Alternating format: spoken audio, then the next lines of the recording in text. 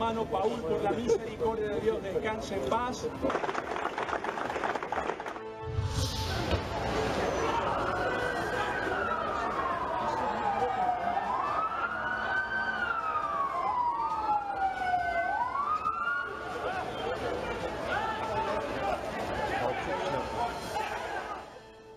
Buenas noches, bienvenidos a TV Perú Mundo. Los saluda Josefina Townsend. Esta noche nos acompaña Francisco Balaúnde. Francisco, ¿qué tal? ¿Cómo estás?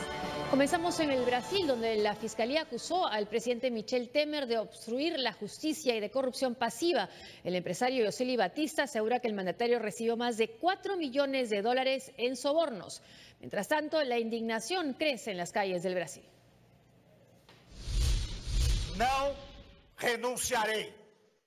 Los argumentos del presidente Michel Temer parecen no haber convencido al fiscal general Rodrigo Janot, quien ha acusado formalmente al jefe de Estado brasileño por obstruir la justicia en las investigaciones de la Operación Lava-Jato. Este viernes se divulgaron imágenes en las que se ve al empresario Josely Batista contando cómo empezó su relación con Temer. En el video de más de 1 hora de duración, el empresario señala que lo conoció hace 5 o 6 años, cuando era vicepresidente. Ambos fueron presentados por el exministro Wagner Rossi. Además, remarcó que su relación fue directa, no con intermediarios. Estas imágenes aparecen un día después de la difusión del audio en el que se escucha al presidente Temer conspirando para obstruir a la justicia. Eu estou lá me defendendo. Como é que eu mais ou menos dei conta de fazer até agora? Eu estou de bem com o Eduardo. Tem que manter isso.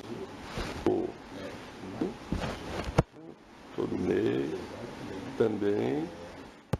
Estou segurando as pontas, estou indo. Os processos, eu estou meio enrolado aqui, né? Mientras tanto, en Río de Janeiro, Belém y Sao Paulo se han registrado numerosas marchas de indignados contra el gobierno. Queremos a Temer fuera, y no solo a él, sino también a todos los que son corruptos, porque este Congreso es un grupo de matones. No vale la pena que saquemos a Temer y uno de estos matones lo sustituya.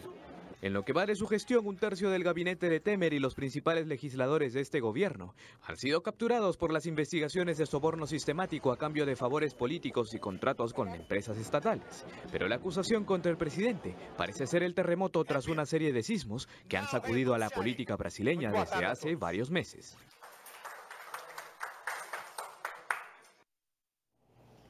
Y cuando hablamos de la política brasileña, a toda la clase política brasileña, está ahora el diario O Globo, tenemos el editorial donde está pidiendo que renuncie Michel Temer, el presidente editorial, la renuncia del presidente. Y bueno, narra lo que ha pasado y cómo aparece esta grabación en la que él está avalando el pago de un soborno al expresidente de la Cámara de Diputados preso. Y esto en conversación con un importante empresario del país que lo grabó sin que él supiera. Bueno, O Globo además fue el que tuvo la primicia de esta grabación. Hace un año veíamos un poco más esas marchas en las calles pidiendo la renuncia de Dilma Rousseff. Ahora piden los brasileños la renuncia de otro presidente. Sí, y O Globo y otros diarios en realidad estuvieron apoyando a Temer por las acciones económicas, ¿no? Y esto es un cambio que indica que él ha perdido el apoyo de varios medios de comunicación.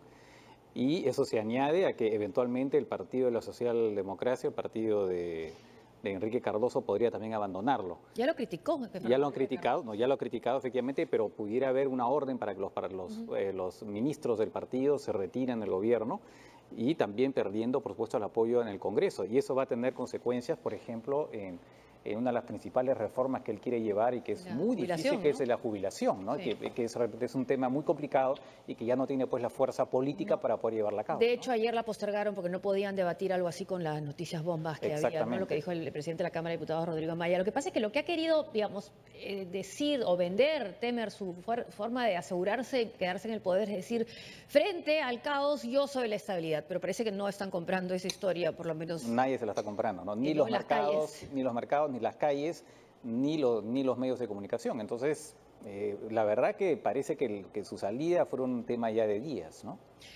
Ahora, tampoco hay mucha autoridad moral dentro del partido que lo está acompañando, como el PSDB, ¿no? Porque también su, hasta ahora, presidente Aécio Neves ha sido apartado de su cargo de senador por los cargos muy semejantes a los que por lo que se le está acusando a Michel Temer. Claro, no es el presidente de la República, pero es una figura política importantísima. Sí, claro que sí. O era, en fin, no sabemos, el destino ya de Aécio Neves es bastante complicada, su suerte, ¿no? No, sí, efectivamente. No, claro, en realidad toda la clase política, pero ya es la calle, son ya incluso los medios financieros, económicos también que ya comienzan se manifiestan a través de la bolsa, es la misma prensa, o sea, ya son muchas fuerzas que él se está quedando prácticamente solo, ¿no? Si no terminara su mandato, ya sea por el impeachment o por un proceso judicial, asumiría el cargo el vicepresidente. El presidente de la Cámara de Diputados, perdón, el presidente de la Cámara de Diputados. Que tendría 30 días para designar a una personalidad cualquiera. Cualquiera, no necesita ser parlamentario. Se ha hablado de algunos ex jueces, ¿no? Como ya que la justicia está... Que es la única, la presidenta de lo que vendría a ser la Corte Suprema, es una persona que parece contar con el respeto de la gran mayoría del país, Así ¿no? es. Entonces, esa persona, digamos, asumiría hasta la terminación del mandato el próximo año, ¿no? Pero pueden convocar elecciones... claro, esa persona que es elegida de manera indirecta. Indirecta, ese es el tema. exactamente. Lo que pasa es que la Constitución no prevé adelantar las elecciones. Entonces, para eso tendría que haber un cambio de Constitución que va a ser muy difícil que se pueda dar, ¿no? Que la calle lo pide, pero va a ser muy complicado. Entonces, la solución sería la más viable, lo mejor para Brasil sería que renuncie Temer ya, asume el presidente del Congreso y ahí se designa una persona respetada, que probablemente mantendría a parte del gabinete, por lo menos la parte económica del gabinete, si se quiere, y para poder continuar con las reformas y tener autoridad moral para poder imponer las reformas, ¿no? Pero ese sería el mejor de los escenarios y no es seguro que se vaya a dar, ¿no? Hasta ahora, de hecho, no renuncia ayer, ¿no? Así es.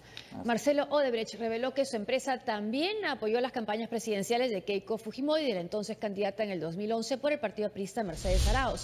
Según informó IDL Reporteros, durante la declaración del expresidente de la transnacional brasileña ante los fiscales Rafael Vela, Germán Juárez y el jefe de la Unidad de Cooperación Judicial Internacional, Alonso Peña, afirmó que su empresa tenía como política apoyar a diferentes candidatos y que en el Perú lo había hecho con la lideresa de Fuerza Popular y con la actual segunda vicepresidenta de la República, cuya candidatura no prosiguió. Sin embargo, aclaró que no podía aprobar su declaración porque esos temas eran vistos por Jorge Barata, representante de Odebrecht en el Perú.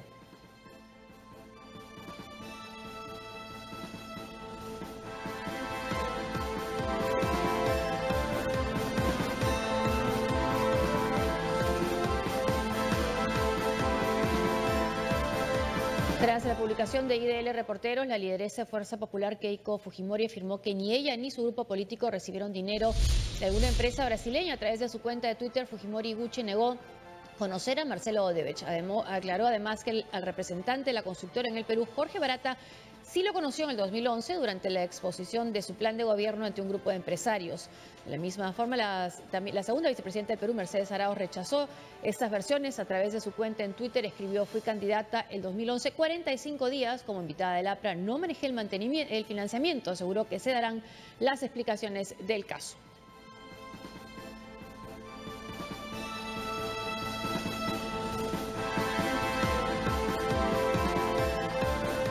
Bueno, en realidad sorprendía que no hubiera aparecido financiamiento a otras candidaturas, otros partidos, porque en general lo que hemos visto, por ejemplo, Odebrecht en Brasil, financian a casi todos los partidos que tienen opción de llegar al poder, incluso los que no también. Claro, así es. Ellos tenían esa política, ¿no? De prácticamente financiar todo para asegurar las fichas por todos lados, como se dice, ¿no?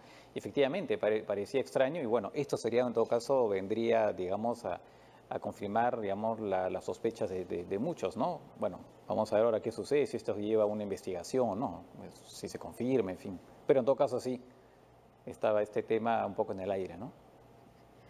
Sí, Milagros Salazar de Convoca está con nosotros vía Skype. Ella es directora de esta plataforma de periodismo de investigación y de análisis. Milagros, buenas noches, gracias por estar con nosotros. No te escuchamos, ¿sí? A ver, acá no escuchamos. Milagros, si puedes subir un poquito el micrófono.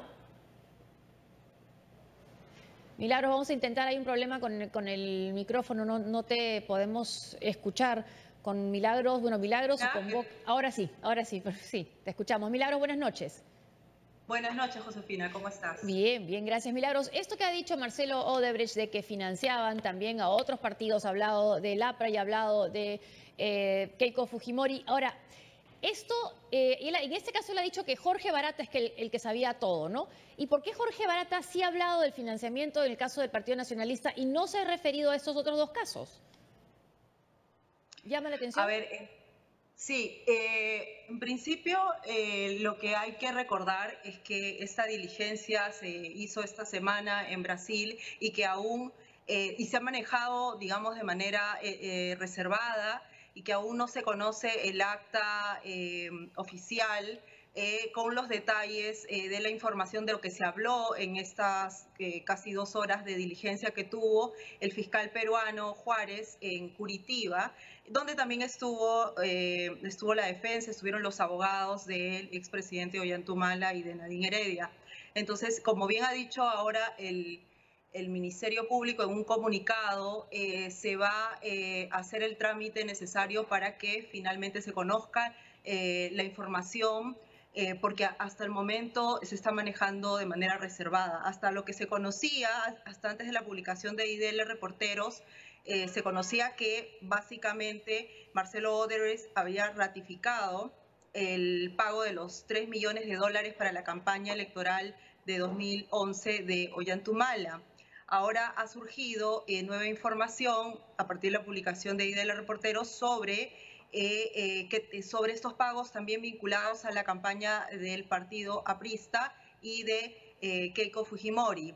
Y sin embargo, ¿por qué Barata? Tu pregunta es ¿por qué Barata no habría también revelado la información de estos dos partidos?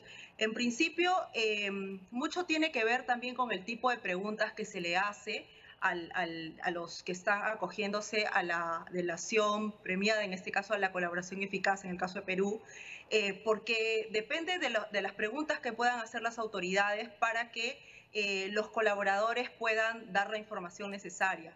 Eso es importante tomar en cuenta. Habría que saber si es que finalmente a Barata también se le preguntó por financiamientos de campañas de otros candidatos, y no solo por el caso de Ollanthumala. Me refiero en las diligencias que se han hecho aquí en el Perú, no solo en Curitiba. Y eso es muy importante saber también, y sobre este tema debería también responder la Fiscalía. Y ahora, ¿cómo se hace? ¿Cuál sería el procedimiento para formularle, si finalmente se confirma estas declaraciones de Marcelo Odebrecht? ¿Cuál sería el mecanismo para preguntarle a Jorge Barata acerca de este financiamiento que afirmaría haber hecho Odebrecht a dos campañas presidenciales más? Definitivamente, hoy día hemos visto que han habido diversas reacciones por parte de los representantes de los partidos aludidos, y es sumamente importante que las autoridades puedan responder sobre la versión de Barata frente a eso. Deben hacerle la pregunta de manera directa, porque de lo que ha trascendido, el propio Marcelo Odebrecht habría señalado que Barata sí conoce el detalle de la información porque era el representante legal, el representante de la compañía aquí, y conocía al mínimo la información, al milímetro la información sobre a quién se le pagaba, cómo se le pagaba, dónde se le pagaba, en qué fechas exactas, qué montos exactos. Entonces creo que es sumamente necesario que la Fiscalía pueda hacer esas preguntas para poder confirmar si es que ya no las hizo antes y no sabemos nosotros. Eso también puede ser otra posibilidad, que sí se le haya hecho la pregunta en algún momento, solo que como parte de la estrategia de la Fiscalía no se está haciendo pública la información porque siguen profundizando en las indagaciones. Esa también puede ser una posibilidad. Lo que sí creo que ante lo que se ha salido a la luz, sí es necesario que las autoridades puedan rendir cuentas a la ciudadanía sobre qué está pasando con las indagaciones posibles sobre estos otros candidatos también. Milagros, muchas gracias por tu información sobre esta nueva, digamos, trascendido que hemos conocido sobre esta situación de Lavallato a través de lo que serían declaraciones de Marcelo Odebrecht. Muchísimas gracias, Josefina. Gracias. Era Milagros Salazar, investigadora de la plataforma Convoca, que ha venido siguiendo este caso. Bueno, siguen dándose nuevos giros, ¿no? Pero en el caso del Brasil, incluso conversando con Flavio Ferreira, el periodista de Folha Sao Paulo, él decía que, claro, las declaraciones de Palocci, un exministro del Partido de los Trabajadores, iba a cambiar también el panorama. Esto ha venido a sorprender, esas declaraciones que vienen de otra empresa importante. Sí, es que de todos lados aparecen, ¿no? Sí. Ahora, lo que sí hay que aclarar, y eso tiene que ver con la legislación peruana, es que recibir financiamiento ilegal es una falta administrativa, pero no es un delito, ¿no? Y ese es uno de los problemas que hay en la legislación peruana y que los congresistas no quieren cambiar. Sí, por no decir, ¿no? no le conviene. No les conviene. Entonces, eso no es un delito como tal. Donde están las investigaciones penales es por el lado del lavado de activos. Por ahí sí va la parte penal. Pero lamentablemente aquí nadie quiere modificar la legislación y hacer que el financiamiento ilegal sea como tal. Que también es difícil probar el lavado de activos, ¿no? Si es una plata que fue destinada a una campaña y No si sé. es otro para otro fondo, no tenían... Claro, porque en unos casos se puede, digamos, el caso del soborno se ha podido detectar cuando el dinero ha ido a través de cuentas, de offshore y Sí. todo lo que fuere. En otros casos ha sido en efectivo y a eso puede ser corroborado en todo caso con digamos, testimonios de varias personas. Pero es más difícil también, ¿no? Claro, Entonces, tendría que probar, te di tantos millones a cambio que tú, si llegas al poder, haces esto por mí. así es. Eso es Con una coima. Claro, es complicado, ¿no? Ahora, el financiamiento como tal, claro, hay personas que han recibido el financiamiento, se da antes de que la persona acceda al cargo, ¿no? Entonces, por eso es más difícil, ¿no? Es mucho más, por eso que solamente es el tema ¿cómo se llama? Del lavado de activos. Bueno. Pero que no es tan fácil de probar. En el caso de Colombia también Juan Manuel Santos, ¿no? Claro, que Él sí, aceptó. aunque ahí la legislación es un poco distinta. No tengo en este momento en la cabeza exactamente si hay realmente la posibilidad de que por el solo hecho de haber recibido financiamiento ilegal puede haber un delito en este caso, ¿no? No recuerdo en este Bueno, momento. pero se ve que entonces que Jorge Barata no lo ha dicho todo, no ha dicho todo lo que claro, sabía. o sea, aparentemente tiene varias Algunas cosas todavía, mentales. algunas mentales que eventualmente podrían O ser una llenadas. amnesia selectiva, esperemos que no. Bueno, vamos a cambiar de tema. La policía británica mantiene orden de detención. No, vamos a una pausa y al volver.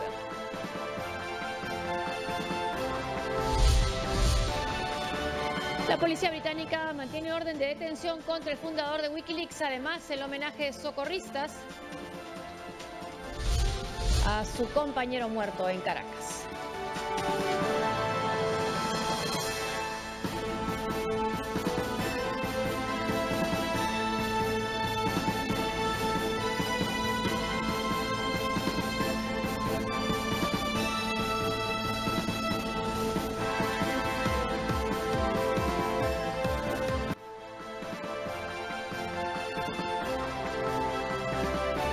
La Fiscalía de Suecia cerró la investigación por presunta violación contra Julian Assange. Sin embargo, Assange no podrá o no puede dejar la embajada ecuatoriana en Londres porque la policía británica mantiene una orden de detención en su contra.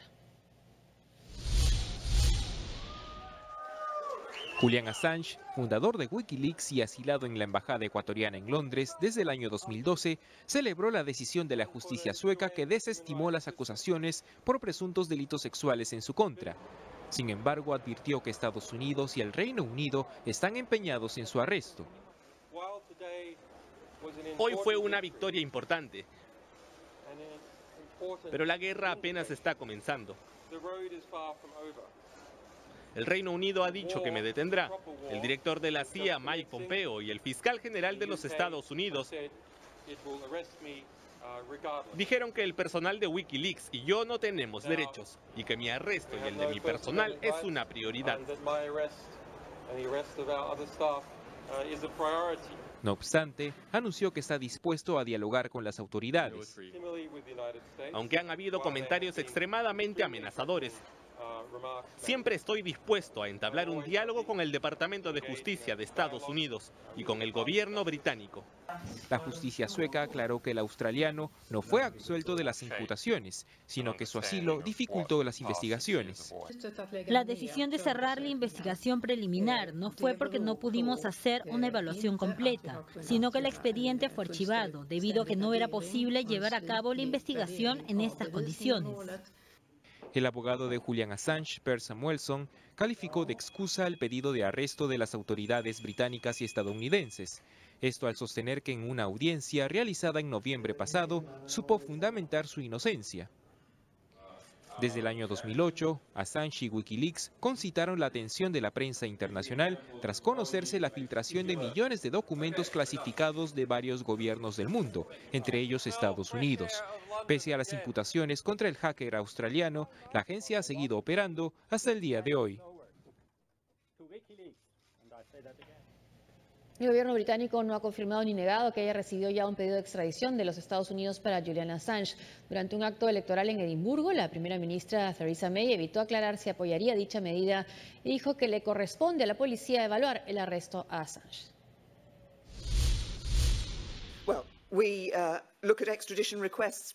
Bueno, todas las solicitudes de extradición las evaluamos caso por caso. Y en relación con Julian Assange, cualquier decisión que se tome sobre si debe abandonar la embajada de Ecuador sería un asunto operativo de la policía. Bueno, es un caso muy politizado, ¿no? Y recordemos que incluso en la campaña de Ecuador fue un tema de discrepancia entre los dos candidatos, ¿no? Claro. En todo caso, el candidato vencedor dijo, Lenín Monero dijo que iba a mantener el asilo a Julian Assange. Sí, claro. En realidad, esta orden, digamos, no es liberado porque él violó las condiciones por las cuales estaba siendo procesado en Suecia. Él supuestamente tenía que ir a declarar ante la Fiscalía, no fue y por lo tanto violó las condiciones, digamos, del hecho que estuviera procesado en libertad, ¿no? Y por eso es que se mantiene esta orden, digamos, la orden de parte de la policía británica. Ahora, además, el caso todavía no prescribe, o sea que si él, por algún motivo, se le ocurre ir a Suecia en 2020, el caso podría ser reabierto, ¿no? Pero más allá de eso, en todo caso, efectivamente, pende la amenaza de un pedido norteamericano que todavía, hasta donde se sabe, no ha sido hecho, no se sabe muy bien, pero sí hay la amenaza clara del gobierno norteamericano, efectivamente el jefe de la CIA dijo que para ellos es una prioridad el arresto de Assange y para él sí, efectivamente, él está todavía bajo esta amenaza, ¿no? Y a eso se suma el rol que ha tenido Assange también aunque claro, eso favoreció al gobierno Trump, ¿no? Que ha tenido este hackeo de los correos del Partido Demócrata, ¿no? Que perjudicaron a Hillary Clinton, ¿no? A través de un comunicado, la Cancillería ecuatoriana saludó la resolución emitida por la justicia sueca que retiró los cargos contra Julian Assange por presuntos delitos sexuales. Sin embargo, lamentó que esta decisión haya demorado 5 años y calificó este retraso de injustificado.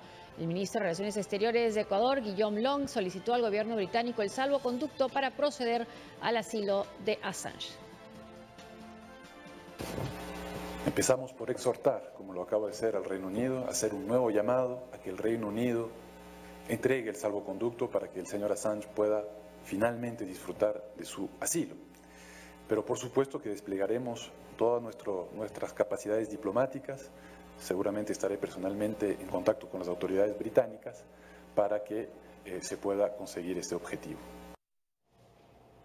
En Venezuela, familiares y amigos le rindieron homenaje al joven estudiante de medicina y voluntario de la llamada Cruz Verde, una organización que ayuda a los que sufren por la represión en las manifestaciones. El joven Paul Moreno murió tras ser arrollado cuando tenía a los heridos de protestas en su país. Entre cánticos y arreglos florales, un grupo de socorristas rindió homenaje a su compañero Paul Moreno, de 24 años, quien falleció tras ser arrollado por una camioneta mientras atendía a manifestantes durante una protesta opositora en Zulia, Venezuela. Gremios de paramédicos lamentaron la muerte de su colega. Para el país, para cada uno de los venezolanos, para cada uno de los estudiantes, para cada uno de sus compañeros del equipo de primeros auxilios, un dolor inmenso que no podemos. En Caracas, un grupo de periodistas encabezó un plantón frente a la comandancia de la Guardia Nacional Bolivariana para exigir el cese a la represión contra la prensa. Posteriormente, sostuvieron una reunión con un general de la Guardia Nacional Bolivariana, quien aseguró que la Fuerza Armada no está autorizada para disparar a quemarropa. Los periodistas lo refutaron. Claro, eso es grave, no son periodistas, pero aunque no lo fuese, tampoco está autorizado el Guardia Nacional a disparar a quemarropa. ¿Y por qué está ocurriendo? Pero digamos, ocurre en una... Es que ocurre, no pareciera... En mi caso, ayer había un oficial que fue el que nos hizo como el pasillo humanitario para salir. O sea, no fue... Él podía haber, cuando a mí me agarraron, él podía haber parado todo. Cuando yo dije que era prensa internacional que venía de España, él podía haberlo parado y no lo hizo. En el marco de la militarización del estado de Táchira, con la fase 2 del Plan Zamora, el régimen dispuso el desplazamiento de 500 soldados para reprimir las protestas. Según el líder opositor Enrique Capriles, esta medida provocará mayores violaciones a los derechos humanos y señaló que los saqueos registrados en el estado de Miranda son dirigidos por el gobierno. Todo lo que ha pasado, todos los comercios, todo es fríamente calculado y organizado. Hay gente que me ha preguntado ¿por qué no actúa la policía del Estado? Porque allí está la Guardia Nacional. Tras reunirse con representantes del gobierno, la Conferencia Episcopal Venezolana declaró que la Asamblea Constituyente no es lo que necesita la población, sino un canal humanitario.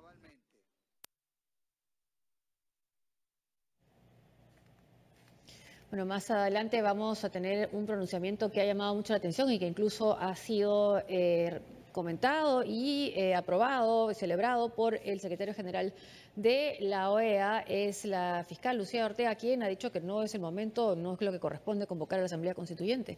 Ahí la vemos, Lucía Ortega. Tenemos el pronunciamiento.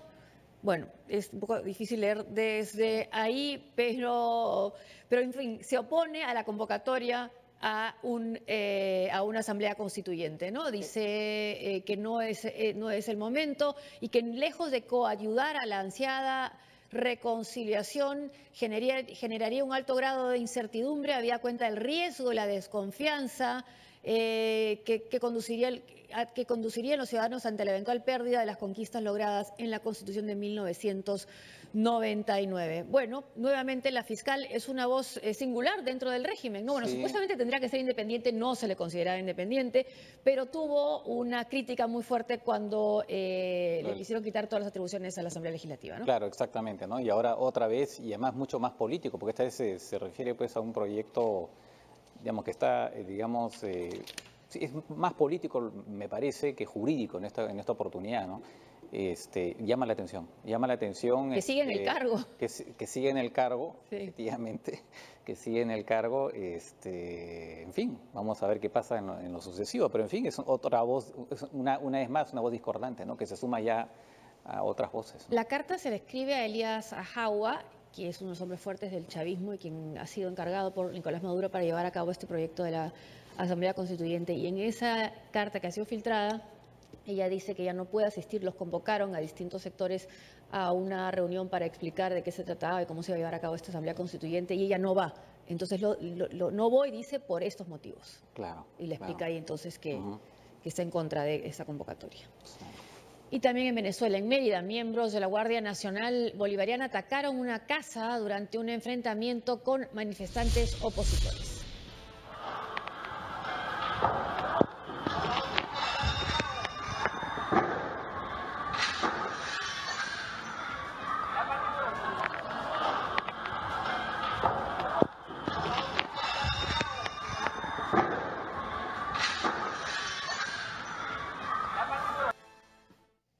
Rompiendo ventanas de una casa.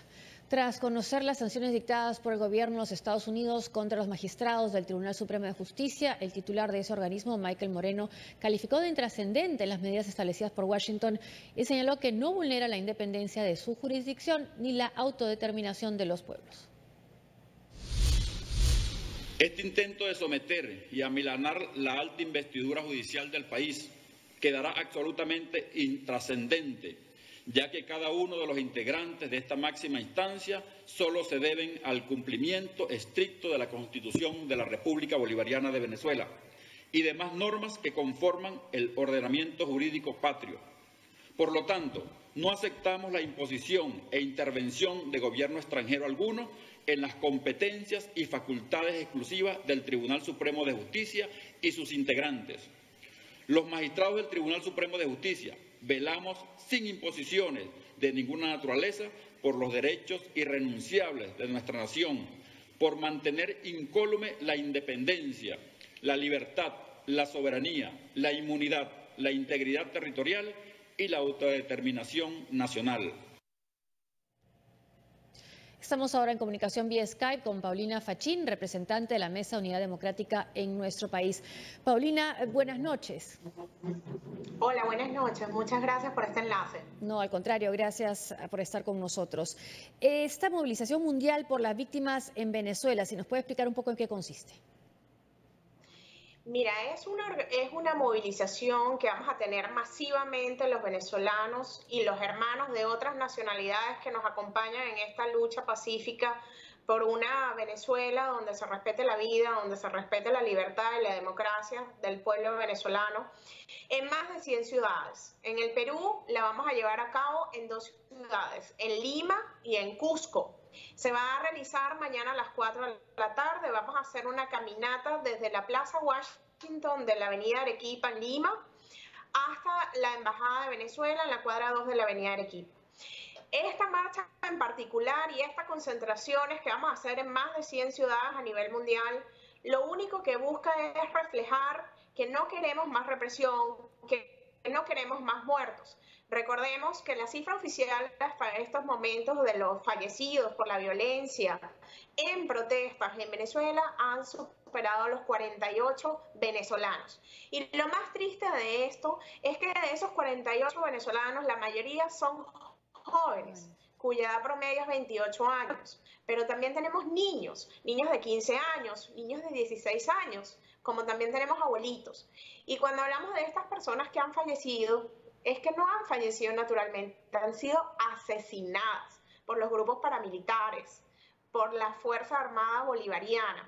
Y esto es lo que queremos evitar, no queremos más represión. Recordemos que protestar es un derecho constitucional, es un derecho inclusive humano de los pueblos, y Venezuela en estos momentos está en la calle y los venezolanos a nivel mundial estamos lejos pero no ausentes. Y en el Cusco me dice que también va a ser convocada una marcha. ¿Dónde va a ser? En el Cusco va a haber una concentración, van a haber 2 actividades. Una a las 10 de la mañana va a ser una actividad de volanteo informativo, informando a la población sobre lo que sucede en Venezuela, el nombre de los fallecidos, cuántos fallecidos hay en estas protestas, qué es lo que quieren los venezolanos o qué es lo que queremos los venezolanos. Y después a las 4 de la tarde se van a concentrar en los alrededores de la Plaza de Armas de Cusco. Hace un momento leímos la carta que se ha filtrado de la fiscal general a Elías Jaua oponiéndose ella a la convocatoria de la Asamblea Constituyente. ¿Cómo ven esta posición y este nuevo desacuerdo de la fiscal con el gobierno? ¿Puede significar que ya haya una especie de movimiento de personas cercanas al chavismo que estén en posición crítica?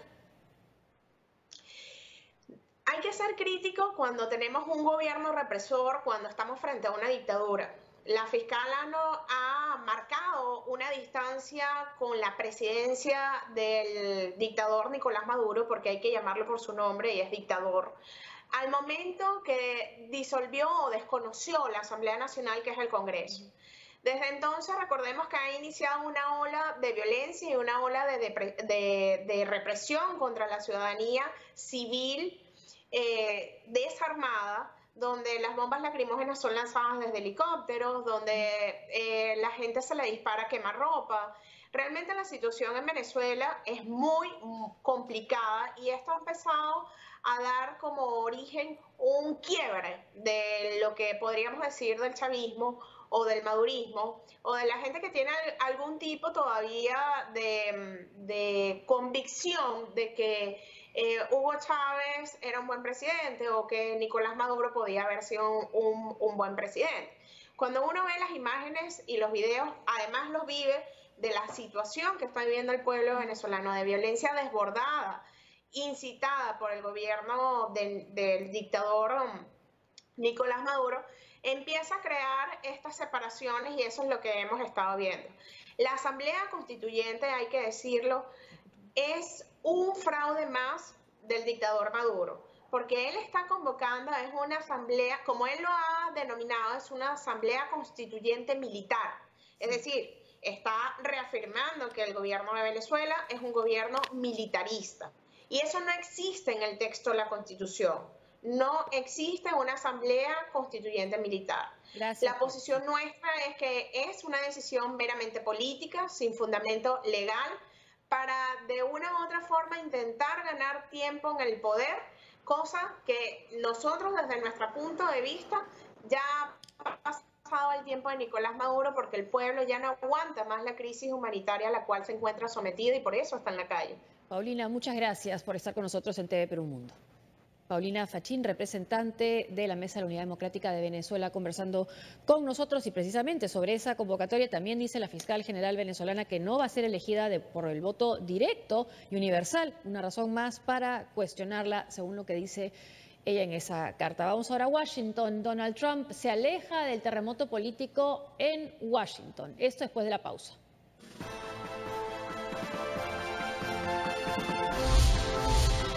Trump viaja a Arabia Saudita, a Israel y al Vaticano.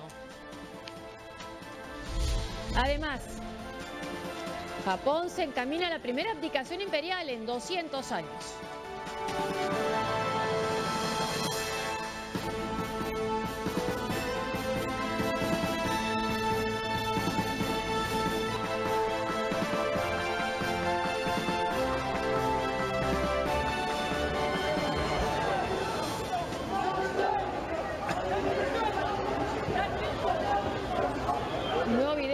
Este viernes muestra al presidente turco Recep Tayyip Erdogan saliendo de su vehículo oficial para vigilar a los miembros de su seguridad, enfrentarse con los manifestantes opositores frente a la residencia del embajador turco en Washington el último martes. La visita de Erdogan a Estados Unidos produjo manifestaciones fuertes y enfrentamientos que lo estamos viendo ahí, dejando varios heridos y 2 detenidos, uno por asalto agravado y otro por atacar a un oficial de la policía.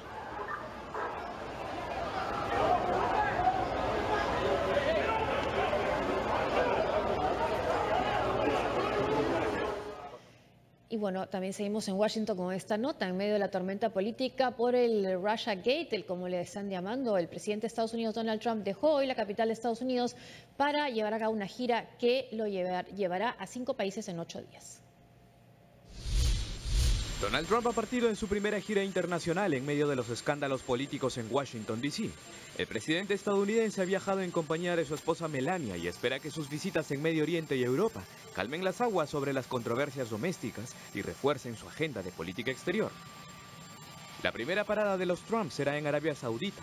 Luego hará escalas en Israel, Bélgica e Italia, en donde sostendrá reuniones con líderes árabes, israelíes y europeos respectivamente.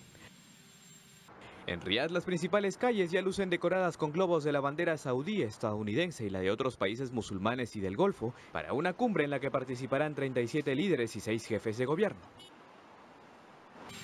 En este viaje anticipado por la Casa Blanca como histórico, el presidente Trump también ofrecerá un discurso sobre el Islam, sobre todo contra el Irán chií, principal rival de los reinos del Golfo. Trump ha prometido hacer de este mensaje un llamado a combatir el odio y el extremismo. Un columnista estadounidense, Frank Bruni, dice que más que una gira parece un peregrinaje, ¿no? A las 3 religiones monoteístas. Va a Arabia Saudita, principalmente musulmana, Israel, ¿no? El judaísmo, y al Vaticano, ¿no? Por la situación en la que está.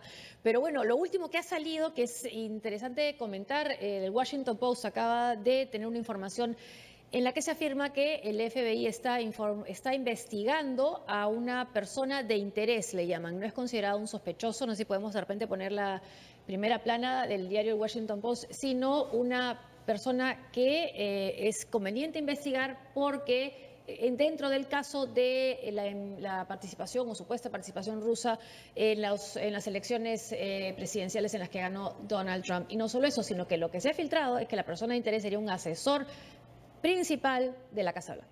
Así es lo que añade efectivamente digamos, a un expediente que ya se va volviendo cada vez más consistente, bueno, no sé si consistente, pero en todo caso voluminoso sobre el tema ¿no? Eso. Ahí está un asesor cercano a Trump de la Casa Blanca es una persona de interés en la investigación sobre Rusia. Dicen entonces que llega a los más altos niveles del gobierno. Bueno, son filtraciones, son informaciones que van saliendo casi a diario, ¿no? Que no le permiten a la Casa Blanca poder exponer una agenda distinta, ¿no? Como la que es la de este viaje, ¿no?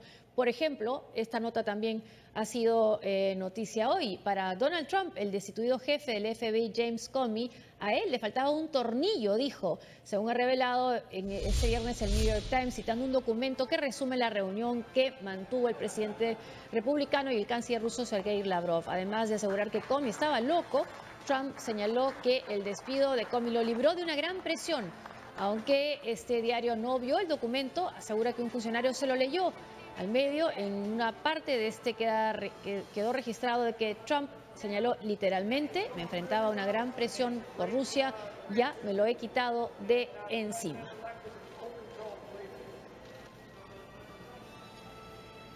No ha hecho un nut job, es un loco, es un demente, es un lunático, ¿no? El jefe del FBI. Ahora, para algunos dicen, bueno, en realidad este es Trump siendo Trump, eso no debería sorprender tampoco, claro, ¿no? Claro. El tema que quizás puede preocupar más con lo que se refiere a probable obstrucción de justicia es lo que él dice, haberse quitado un peso de encima con la investigación rusa, ¿no? Exactamente, así es. En todo caso, esto mientras dure la investigación, además de este fiscal especial que ha sido designado, esto va a pesar durante buen tiempo sobre la presidencia de Donald Trump, con el riesgo además de que aparezcan aún más elementos que lo puedan poner en una situación eventualmente, no ahora porque es muy difícil que pueda ser que haya un impeachment, pero en todo caso más adelante las cosas se podrían complicar, ¿no? Según lo que vaya apareciendo, ¿no? Si se van reforzando todos estos elementos que están surgiendo, ¿no? El gobierno japonés aprobó el proyecto de ley que permitirá al emperador Akihito ceder el trono a su hijo Naruhito. Esta sería la primera abdicación en el Japón desde la del emperador Kokaku en 1817. Japón abre las puertas a un acontecimiento histórico. El pasado año, el emperador Akihito dejó entrever la posibilidad de abdicar como consecuencia de la merma progresiva de su estado de salud, lo que, según dijo, le impediría completar sus tareas con la misma entrega que lo había hecho hasta el momento. Ahora el gobierno nipón ha aprobado un proyecto de ley que permitirá la renuncia del mandatario de 83 años, la primera en el país en los últimos 200 años. En principio, la fecha prevista para que el testigo dinástico pase a su hijo Naruhito es diciembre de 2018, cuando haya cumplido 3 décadas en el cargo. El sistema electoral iraní procesa las actas de la votación presidencial y se estima que este sábado se conocería si el presidente Rouhani es reelecto. Irán ya empezó con el conteo de votos de las elecciones desarrolladas este viernes que definirán al 12º presidente de la República Islámica. Millones de ciudadanos formaron largas filas para elegir a su líder en unos comicios particulares, sobre todo por la retórica que deberá tener el próximo mandatario ante los mensajes emitidos por la administración de Donald Trump en los Estados Unidos. Como es usual en esta jornada, la atención de la prensa se centró en el líder supremo Ayatolá Ali Jamenei, quien ingresó pasada las 8 de la mañana a una sala de votación de Teherán.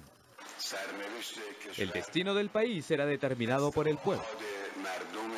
Jamenei ha protegido sus preferencias políticas en esta elección, pero para muchos el ayatolá parece apoyar al candidato conservador Ebrahim Raisi. Pero otros notaron que en la votación de hoy, el líder supremo iraní tenía un anillo púrpura, color de la campaña del pro-reformista Hassan Rouhani.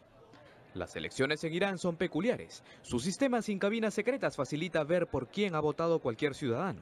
Pese a ello, el régimen y sobre todo Ali Jamenei ha instado a la población a ir a votar. Para Teherán, una alta participación legitima su poder dentro y fuera del país. Por la tarde, autoridades electorales señalaron que la participación era considerablemente mayor respecto a los comicios presidenciales de 2013. Los resultados se conocerán recién este sábado en horas de la mañana. Una pausa y volvemos con más.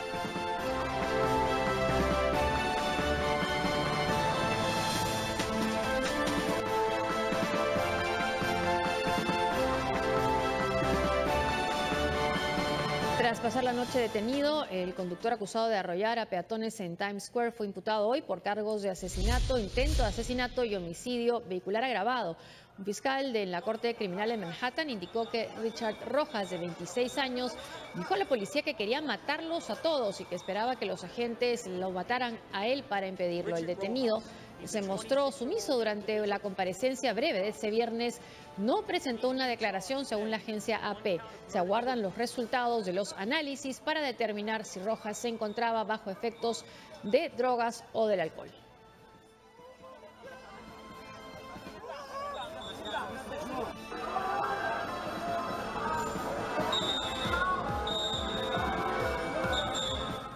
5 cachorros de tigre siberiano lograron superar el primer mes de vida en condiciones saludables en un centro de cría de Harbin, en el norte de la China. Se trata de 2 hembras y 3 machos que nacieron el 13 de abril. Ante el rechazo de su madre, sus cuidadores los alimentan cada 3 horas para asegurar su salud y han estado creciendo rápidamente, alrededor de 50 gramos cada día.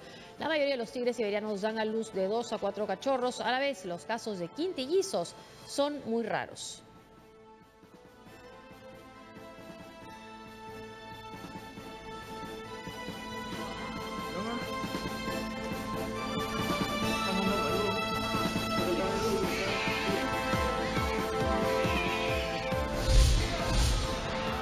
En México, 2 cachorros blancos de Bengala, una de las especies más amenazadas del mundo, hicieron su primera aparición pública. Sus padres, Sasha y Yamin, ambos rescatados de los circos, viven en el zoológico de San Jorge, en Ciudad Juárez, donde nacieron los cachorros hace un mes.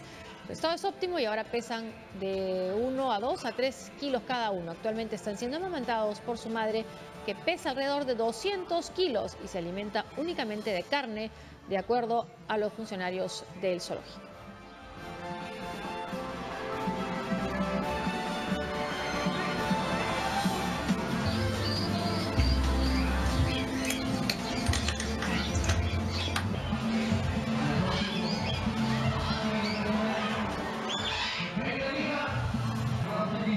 Que salgan sus ojos azules. En Singapur, un edificio de 45 metros de altura funge como una máquina expendedora gigante de automóviles. Aunque no es la primera del mundo, llama la atención por la modalidad para adquirir vehículos. No se trata de autos de juguete. Este edificio de 15 pisos, ubicado en Singapur, se ha convertido en la máquina expendedora de automóviles más grande del mundo. Lo que pareciera ser la colección de un niño son nada menos que 60 vehículos de lujo.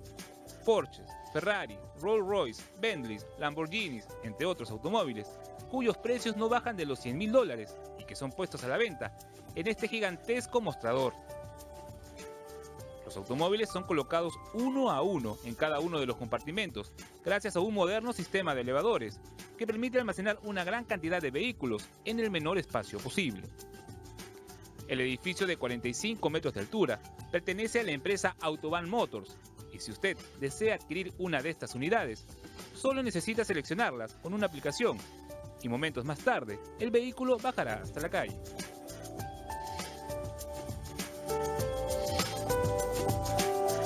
Este moderno edificio no es la primera máquina expendedora de autos en el mundo. En Japón y en Estados Unidos existen instalaciones como esta, de 5 pisos de altura y que almacenan hasta 20 vehículos. Al igual que en Singapur, usted elige su vehículo por internet y reciben una moneda gigante, con la cual podrán ir hasta el concesionario a recoger su automóvil totalmente nuevo.